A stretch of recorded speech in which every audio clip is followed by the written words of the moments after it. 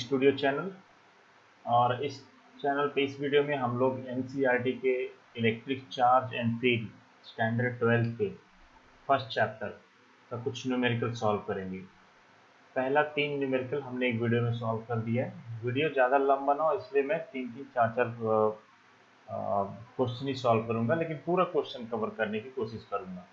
Okay, तो जिनको अगर नहीं पता है फर्स्ट और 3 का सोल्यूशन नहीं आ पा रहा है तो आप वो वीडियो जाके देख सकते हो। फिलहाल हम लोग बढ़ते हैं अपने चौथे क्वेश्चन की तरफ, क्वेश्चन नंबर 4। ओके, चलो स्टार्ट करते हैं। तो देखते हैं क्वेश्चन नंबर 4 क्या कह रहा है।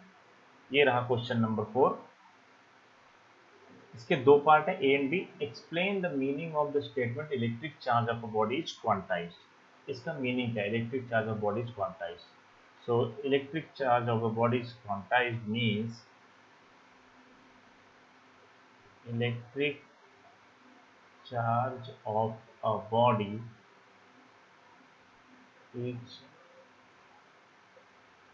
quantized means that total charge on the body, that the total charge on the body must be integral multiple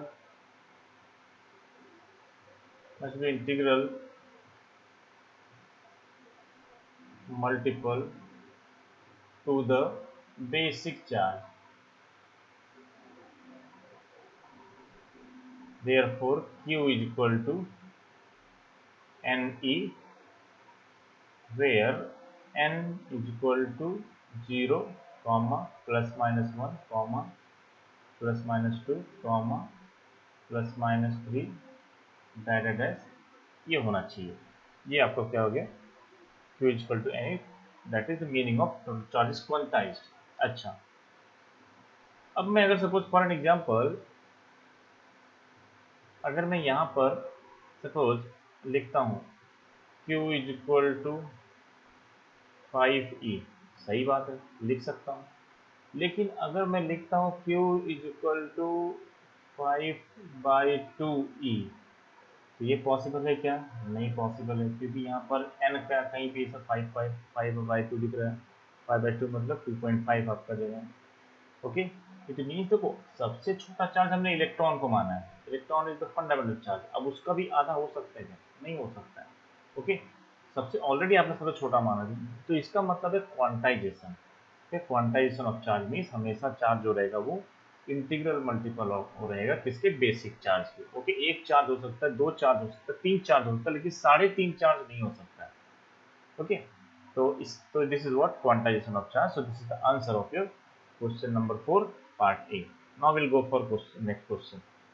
next question है, why can one ignore a quantization of electric charge when dealing with macroscopic that is large scale charge. अच्छा, चलो देखते हैं। So I will take one example. Question पूछ रहा है कि basically कि आप जो है क्वांटाइजेशन ऑफ चार्ज को इग्नोर कर सकते हो अगर आप बहुत सारे चार्जेस का डील कर रहे हो। तो चलो मान लेते हैं सपोज कोई भी एक बॉडी जिस पर चार्ज है, ये सपोज ये बॉडी है। ओके, इस पे मान लो 5 चार्जेस हैं, 1 2 3 4 5। ओके, तो इसमें हम लोग क्वांटाइजेशन ऑफ चार्ज को इग्नोर नहीं कर सकते। ओके, यहाँ पर क्या होगा, आपका चार्ज जो है 5 चार्जेस हैं। लेकिन अगर मान लो इसी में 1 करोड़ चार्ज हैं, तो 1 करोड़ चार्ज बनाओ। ये ऐसे से बनाना पड़ेगा, मैं तो नहीं बना पाऊंगा 1 करोड़ चार्ज, शायद कोई बना ले, बट ये फिजिबल नहीं है। तो जब आप 1 करोड़ चार्ज बनाओगे तो आपको जो ये पहले वाले केस में 5-5 चार्ज अलग अलग दिख रहे थे, तो यहाँ पर आपको लगेगा कि सारे चार्ज कंटिन्यूअस है, अलग अलग है ही नहीं। Okay, so therefore while dealing with macroscopic or large scale charges are seems to be continuous, not in discrete manner, not in integral multiple. Okay, so therefore we can ignore the total means quantization of charge in case of large number of charges. Okay, so in case of large number of charges का answer आप ऐसे लिख सकते हैं, in case of microscopic, देखो दो तरह का ये होता है, माइक्रो एक होता है मैक्रो। तो बड़े लेवल की बात है मैक्रो, MACRO, माइक्रोस्कोपिक और large scale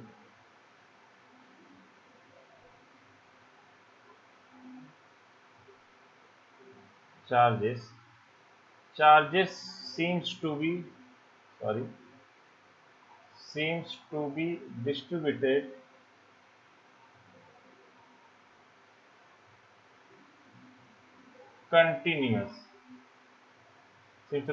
continuous and hence we can ignore quantization of charge in case of large number of charges. So this is what answer of your question number 4B. Now we'll go for next question. When a glass rod is rubbed with a silk cloth, charges appear on both. A similar phenomenon is observed with many other pairs of the bodies. Explain how this observation is consistent with the law of conservation of charges. Okay, so when a glass rod is rubbed with a silk cloth. Okay, देखते हैं क्या होता है। तो देखो, जब आप glass rod को सिल्क रॉड के साथ रब करोगे तो जितना पॉजिटिव चार्ज एक बॉडी पर पॉजिटिव चार्ज आएगा, एक बॉडी पर नेगेटिव आएगा। ओके, तो जितना पॉजिटिव चार्ज एक बॉडी पे आएगा उतना ही नेगेटिव चार्ज दूसरी बॉडी पे आएगा। टोटल चार्ज क्या होगा आपका? 0। यही होगा ना? ओके, इनिशियली ऐसे एज्यूम कर लो, इनिशियली दोनों पे कोई चार्ज नहीं है, जब आपने रब नहीं किया हुआ है तो उस पर जो है कोई भी चार्ज नहीं है। But after rubbing, before rubbing total charge is 0, but after rubbing total charge is still 0. So it means there is conservation of charge. Why still 0? Because जितना पॉजिटिव बन रहा है उतना दूसरे पे नेगेटिव बन रहा है। Okay, so this is what your answer for this question. Okay, now suppose ये मेरा ग्लास रॉड है, ये सपोज मान लो एक बॉडी ये है, एक बॉडी ये है, दोनों को मैंने रब किया, तो जितना पॉजिटिव चार्ज जितना इस पर आएगा उतना ही नेगेटिव चार्ज इस पे आएगा आफ्टर रबिंग। ये एक्सपेरिमेंटल फैक्ट है। It means what? Total charge क्या होगा? 0 हो गया। So it can be it is seen that while rubbing, the magnitude of positive charge developed on one body is same as the magnitude of the charge developed on the other body. So therefore, total charge is 0. Hence, here is a law of conservation charge is valid. Okay, this is the answer. Okay, normal theoretical type question is. Okay, now we'll go for question number 6. 4-point charges QA 2 microcoulomb, QB -5 microcoulomb, QC 2 microcoulomb, and Q3 -5 microcoulomb are located at the corners of square ABCD of side 10 cm. ये आपको दिया हुआ है। What is the force on a charge of 1 microcoulomb placed at the corner of square? एक बार फिर से देख लो, 4 charges हैं, ABCD करके 4 चार्जेस हैं, और जो है चारों चार्ज है ABCD नाम का एक स्क्वायर है, उसके कॉर्नर पर रखे हुए हैं और जिसका साइड 10 सेंटीमीटर है। तो आपको पूछ रहा है कि सेंटर पर एक चार्ज है, ओके, वो 1 माइक्रोकूलम्ब का, तो उस पर इन चारों को वैसे कितना फोर्स फील होगा। सबसे पहले हम लोग इसका डायग्राम बना लेते हैं, तो डायग्राम बनाने पर सारी चीज़ें क्लियर हो जाएंगी। तो चलो मान लेता हूँ मेरे पास एक स्क्वायर ये है, ये एक मेरे पास स्क्वायर है, बड़ा सा स्क्वायर बनाते हैं। ओके, सेंटर पे एक चार्ज, यहाँ कहीं सेंटर होगा, तो अगर मैं करेक्ट सेंटर बनाने की कोशिश करूँ सबसे अच्छा है मैं डायगोनल बना दूँ। तो डायगोनल बना दूंगा तो दोनों डायगोनल जहाँ पर क्रॉस करेंगे वही इस स्क्वायर का सेंटर हो जाएगा। इतना ज्योमेट्री हमको आता ही है। चलो ये सेंटर हो गया आपका। ओके, अब क्या बोल रहा है कि ABCD, तो चलो मैं मान लेता हूँ ये पॉइंट A है, ये पॉइंट B है, ये पॉइंट C है, ये पॉइंट D है। तो यहाँ पर जो चार्ज रखा है पॉइंट A पर QA, ये 2 माइक्रोकूलम्ब है, और यहाँ पर जो B पे रखा है QB, ये -5 माइक्रोकूलम्ब दिया, और ये जो चार्ज है ये जो है QC, जो C पे रखा हुआ है वो 2 माइक्रोकूलम्ब है, और यहाँ पर D पे जो रखा हुआ है वो कितना है, QD = -5 माइक्रोकूलम्ब है। और एक सेंटर है सेंटर पे जो है, जो सपोज सेंटर ओ है, यहाँ पर जो चार्ज रखा हुआ है उसका वैल्यू कितना है, उसका वैल्यू आपका यहाँ पर है 1 माइक्रोकूलम। ओके, चलो ठीक है। तो अब इसका, अब तो ये पूछ रहा है क्वेश्चन में कि ये जो चार्ज है सेंटर पर, इस पर इन चारों की वजह से कितना फोर्स लग रहा है। तो सबसे पहले हम लोग ए की वजह से पता कर लेंगे, फिर बी की वजह से, फिर सी की वजह से, फिर डी की वजह से, फिर जब सबको ऐड कर देंगे तो वेक्टरली ऐड कर देंगे तो हम लोग को आंसर मिल जाएगा। तो जब ए की वजह से पता करो तो वहाँ पर कूलॉम्स लॉ पता करना पड़ेगा आपको। तो जब आप कूलॉम्स लॉ लिखोगे, force due to charge A, F A मैं लिख रहा हूँ, इक्वल टू वो कांस्टेंट आएगा 1/4 का एप्सिलॉन नॉट होल, जिसको मैं 9 इंटू 10⁻⁹ लिख रहा हूँ, सीधा वैल्यू इंटू Q1 Q2। चलो Q1 लिख देता हूँ, Q1 आपका जो है यहाँ पर 2 माइक्रोकूलम है और Q2 आपका 1 माइक्रोकूलम है। अच्छा, इसको हम लोग बाद में कूलम में कन्वर्ट कर देंगे, डिवाइडेड बाई दोनों चार्ज के डिस्टेंस का स्क्वायर। अब दोनों चार्ज का मतलब ए और ओ का, मतलब ये डिस्टेंस कितना है, ये डिस्टेंस कैसे पता चलेगा। तो क्वेश्चन में दिया हुआ था साइड द स्क्वायर का, वो 10 सेंटीमीटर है। Let me change the colour of the pen. ये 10 सेंटीमीटर का है, ये भी 10 सेंटीमीटर का है, ये साइड भी 10 सेंटीमीटर का है। तो अगर मैं ये ट्रायंगल ले लेता हूँ ए बी सी, मुझे जो है एक्चुअल में मुझे ये पता करना है। ओके, लेकिन अगर मैं ये पता कर सकता हूँ बाय यूजिंग पाइथागोरस थ्योरम और उसका आधा कर दूंगा तो ये मुझे मिल जाएगा। तो चलो देखते हैं। तो in triangle A B C, in triangle A B C, तो आपका जो होगा ये A C square equal to A B square plus B C square हो जाएगा, simple Pythagoras theorem. Okay, so A C आपको पता करना है, ए सी स्क्वायर, और ए बी स्क्वायर आपका जो है मतलब 10 का स्क्वायर दिया हुआ है, और ए बी सी आपका जो है ये भी 10 का स्क्वायर, तो ये हो जाएगा 100 प्लस 100 मतलब 200 का square. So A C square कितना हो गया 200। सो ए सी कितना हो गया √200। तो इसको मैं ऐसे लिख सकता हूँ 2 इंटू 100, तो ये 100 का 10 हो जाएगा बाहर आकर, और ये √2। ओके, ये ए सी हो गया। अब आपको ए ओ, अब आपको देखो ए ओ कितना हो जाएगा, तो ए ओ आपका जो होगा वो ए सी का आधा होगा, और ए सी आपका 10 मिला, और ये √2 और ये डिवाइड बाय आधा, ये हो गया आपका 5√2।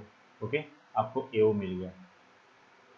अभी 5√2 जो मिला है ए ओ, ये सेंटीमीटर मिला है। जब हम लोग यहाँ पर कूलॉम्स लॉ में रखेंगे ए ओ का स्क्वायर, यहाँ पर ए ओ का स्क्वायर, वो मीटर में रखना पड़ेगा ना, तो मीटर में कन्वर्ट कर लेते हैं यहाँ पर इसको। तो यहाँ पर सेंटीमीटर लिख दो, और ये हो जाएगा आपका 5√2 इंटू 10⁻⁻² मीटर। अब ये सेंटीमीटर में है तो इंटू 10⁻⁻² से मल्टीप्लाई कर दो तो आपको मिल जाएगा मीटर में। ओके, तो चलो आपका जो ए ओ तो हो गया आपका। अच्छा, जो ए ओ होगा वही बी ओ भी होगा, वही सी ओ भी होगा, वही डी ओ भी होगा। ओके, सब जो है डायगोनल का हाफ है, सब इक्वल हो जाएंगे। अब चलो हम लोग force on charge O due to charge A पता करते हैं। तो इसको मैं एफ ए लिखता हूँ। तो एफ ए जब आप लिखोगे तो 9 इंटू 10⁻⁹ इंटू Q1 आपका 2 है, इंटू 10⁻⁻6। देखो ये माइक्रो कूलॉम है, जिसको कूलॉम में कन्वर्ट करना पड़ेगा, माइक्रो मतलब 10⁻⁻6 होता है, तो ये 10⁻⁻6 कूलॉम हो गया। इंटू Q2 1 है, 1 माइक्रो कूलॉम, तो 1 into 10⁻⁶। Okay, and divided by R square. R आपने ए ओ पता किया, तो ए ओ का स्क्वायर करना पड़ेगा, मतलब इसका आपको पूरा स्क्वायर करना पड़ेगा। तो इसका स्क्वायर करोगे तो ये 5√2 इंटू 10⁻⁻² का होल स्क्वायर, ये हो गया। चलो इसको सॉल्व करके देख लेते हैं कितना आता है। तो चलो, तो ये 9 इंटू 10⁻⁹ इंटू 2 इंटू 10⁻⁶, 10⁻⁶ कितना हो गया 10⁻12 हो गया, और ये आपका हो जाएगा 5√2, इसका पूरा स्क्वायर हो जाएगा, तो ये 25 और ये √2 हो जाएगा 2, ये हो जाएगा 50 इंटू 10⁻⁻⁴, ये आपका हो जाएगा। तो मैं अभी फिर से और इसको नीचे लिखता हूँ। अब ये 9 2 जा 18। अब देखो ये थोड़ा कॉम्प्लिकेट हो जाएगा, 9 से 50 को डिवाइड करना है, फिर 2 से 25 को डिवाइड करना, कॉम्प्लिकेट हो जाएगा। तो मैं क्या कर रहा हूँ, फिर इसको सॉल्व करने के 9 2 जा 18 कर दिया, इंटू ये 10⁻⁷ 10⁻⁹ को मैंने 10⁻⁷ लिखा, इंटू 100 लिख देता हूँ इसको, तो ये 10⁻² हो गया और ये 7 10⁻⁹ वही होगा, लेकिन 100 इसलिए लिखा है सो दैट मैं 50 को 2 कैंसिल कर सकूँ, तो 50 2 जा 100 हो जाएगा, तो ये आपका जो है इंटू 10⁻⁻12 और इंटू, और ये 10⁻⁻4 यहाँ पर जो नीचे डिनोमिनेटर में है ऊपर जाके 10⁻4 हो जाएगा, 10⁻4 डिवाइडेड बाय 50, तो ये 50 2 जा 100 हो गया आपका प्रॉब्लम सॉल्व। तो ये हो गया आपका, तो आपको क्या आंसर मिलेगा, ये 18 और ये 2 तो जो 36, तो ये 36 हो गया इंटू, और ये आपका जो है -12 और ये 7 + 4 11, ये 11 और 10⁻11 -12 मतलब ये 10⁻⁻1, तो मीन्स इसको मैं ऐसे लिखता हूँ 3.6 न्यूटन, और फोर्स है वेक्टर क्वांटिटी है तो डायरेक्शन क्या होगा, देखो अब देखो ये जो QA है ये 2 माइक्रोकूलम, ये भी पॉजिटिव चार्ज है, ये भी पॉजिटिव, मीन्स ये रिपल्सन ये 1 माइक्रोकूलम चार्ज को ये रिपेल करेगा किस तरफ, ये OC की तरफ, तो ये आपका FA हो जाएगा, तो ये OC हो जाएगा, OC, तो इसको आप यहाँ डायरेक्शन पर्पज के लिए ऐसे लिख सकते हो, along OC। ओके, अब बात करते हैं B की वजह से, तो B की वजह से जब आप फोर्स लिखोगे तो FB आप कैसे लिखोगे, यहाँ पर वेक्टर साइन दे दो, तो FB इक्वल टू 1/4 पाई मतलब 9 × 10⁻⁹ इंटू Q1 आपका 5 × 10⁻⁻6 है, माइनस साइन को साइड में रखो, ओके, क्योंकि ये चार्ज का पोलैरिटी बता रहा है 10⁻⁶।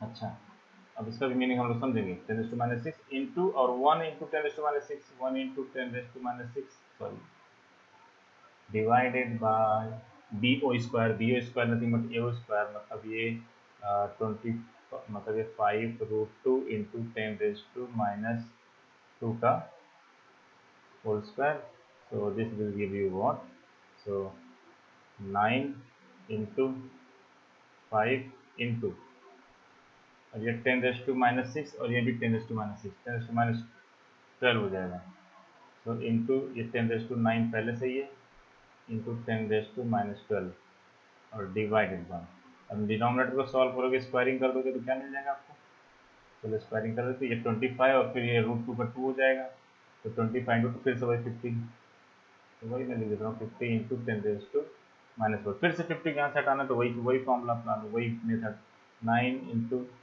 5 इंटू, और ये 10⁻2 मतलब इसको मैं 100 लिख रहा हूँ, 100 × 10⁻7 10⁻9 को ऐसे लिख रहा हूँ, इंटू 10⁻12 और ये 4 ऊपर आएगा, तो क्या हो जाएगा, तो ये 10⁻+4 हो जाएगा, और डिवाइडेड बाय 50, तो ये हो गया, ये क्या 2 हो गया, तो 5 9 जो 45 इंटू 2 90, तो ये this will give you what 90 into, और ये 10⁻7 और 10⁻4 और 10⁻−2 मीन है 10⁻7 और 10⁻4 11 हो गया, -1 मतलब ये हो जाएगा 10⁻−1, ये हो जाएगा मतलब 9.0 न्यूटन, ये 10⁻−1, ओके, मतलब 0.1 से मतलब 9 मतलब ये 9 न्यूटन आपको देगा, और डायरेक्शन क्या होगा, अलोंग देखते हैं, अब देखो ये माइनस नेगेटिव चार्ज है ना, -5 माइक्रोकूलम, और ये पॉजिटिव है तो इसको अट्रैक्ट करेगा, तो अलोंग, तो ये डायरेक्शन होगा इस फोर्स का, ये आपका FB हो जाएगा इस तरफ, तो ये अलोंग OB होगा,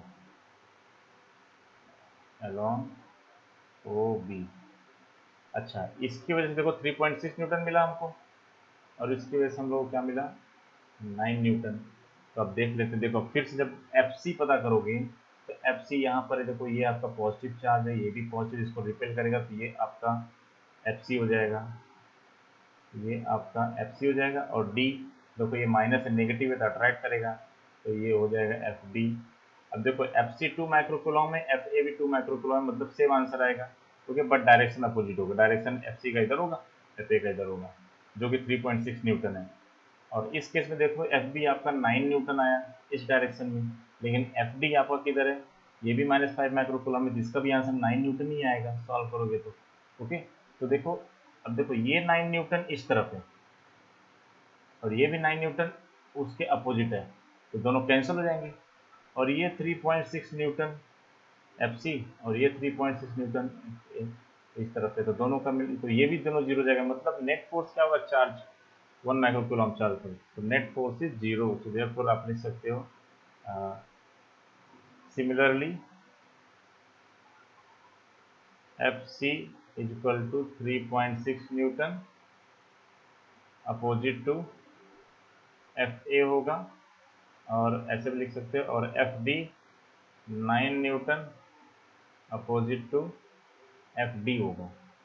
मैं तो थोड़ा स्पीड पकड़ रहा हूँ स्टूडेंट्स, सो दैट वीडियो ज़्यादा लंबा ना हो, आपका टाइम ज़्यादा वेस्ट ना हो। तो FD आपका जो न्यूटन है, therefore total force F net आप बोल सकते हो। सो FA,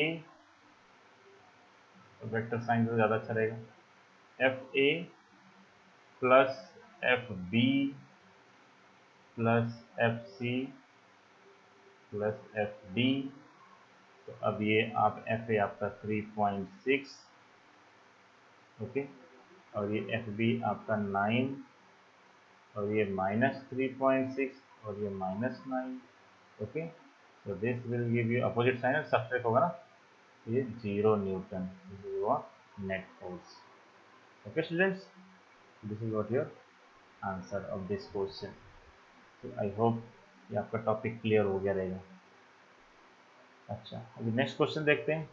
so next question, an electrostatic field lines is a continuous curve, that is a field line cannot have sudden break, why not? Okay चलो देखते हैं why not का answer देते हैं इसके। पहले तो मान लेते हैं कि ये सपोज मेरे पास एक ये चार्ज है और एक फील्ड लाइन ऐसे निकलते हैं चारों तरफ normal to the discharge, okay. अच्छा, इलेक्ट्रिक फील्ड का हमने जो कॉन्सेप्ट डिजाइन किया था, वो कॉन्सेप्ट बेसिकली डेफिनेशन जो बताया था हमने, वो टेस्ट चार्ज का जूम किया था, टेस्ट चार्ज को, ओके। मतलब अगर आप टेस्ट चार्ज यहाँ पर रखोगे तो ये फोर्स फील करेगा, ये जो है एक रिपल्सन, अगर पॉजिटिव टेस्ट चार्ज ये पॉजिटिव है तो रिपल्सन फील करेगा, ओके। अब बात करते हैं कि कहीं पर अगर लाइन्स ऑफ फोर्स कट है, चलो मैं एक कट मार देता हूँ, एक कट कर देता हूँ इसको कहीं से, चलो मैं इस लाइन और लाइन्स ऑफ फोर्स को ऐसे कट कर देता हूँ, ये ऐसे यहाँ पे कट कर दिया। अब कट करने का मतलब है कि अगर मैं यहाँ पर एक टेस्ट चार्ज ला के रख दूँ, ये यहाँ पर, क्योंकि ये force line along the line काम करेगा, तो ये चार्ज जो है कट होने की वजह से कोई भी फोर्स फील नहीं करेगा। लेकिन रियल में ऐसा होता है क्या? रियल में ऐसा नहीं, तो चार्ज को आप कहीं भी रख दो, कहीं भी रख दो, कहीं भी रख दो, तो ये फोर्स फील करेगा। इट मीन्स एक कंटिन्यूअस कर्व होता है, ये कट नहीं होता है, they don't have any break and they travel to infinite distance, okay. ऐसे आपको एग्जाम में लिखना होता है। एंड आपका जो नेक्स्ट क्वेश्चन है 7 का, explain why two field line never cross each other. Now see students, why two field lines never cross each other, reason is कि सपोज डेफिनेशन आपका क्या कहता है कि एट सपोज ये जो है आपका एक पॉजिटिव चार्ज है और ये आपका एक नेगेटिव चार्ज है, और this is the lines of force, okay. ऐसे ऐसे लाइंस ऑफ फोर्स हैं, ओके। और एज पर the definition, tangent drawn at any point on the lines of force, tangent drawn at any point of the lines of force gives the direction of electric field at that point. This is what definition, okay. Now suppose two lines of force intersecting each other, so see I am taking example of this one, तो यहाँ पर intersect कर रहे हैं। Now suppose you want to find out direction at this point, अगर इस जगह पर अगर आप डायरेक्शन पता करना चाहते हो तो या तो ये टेंजेंट होगा या तो ए होगा, लेकिन अकॉर्डिंग टू ज्योमेट्री एक पॉइंट से आप दो टेंजेंट कभी नहीं ड्रॉ कर सकते हो। अगर यहाँ पर आप ड्रॉ कर रहे हो, इस पॉइंट पर अगर आप ड्रॉ कर रहे हो, इट मीन्स व्हाट, एक पॉइंट पर दो डायरेक्शन होगा लाइंस ऑफ फोर्स का, वो पॉसिबल नहीं है। तो it means what, they will never intersect each other, वो कभी भी इंटरसेक्ट नहीं कर सकते, okay. If lines of force, आप ऐसे लिख सकते हो, if lines of force intersect each other, it means at one point lines of force have two direction and which is not possible, therefore lines of force never intersect each other। Students, तो आज के लिए इतना ही। Thank you so much for watching the video, and in case of any doubt you can comment, and please subscribe करो and share with your friends. Okay, and अगर कोई तो आपको डाउट हो तो आप कमेंट कर सकते हो, कमेंट करके आप जो है अपना डाउट पूछ सकते हो। I will make definitely I will make video, and आपको मैं टैग करूँगा उस वीडियो में। Okay, thank you so much for watching and bye.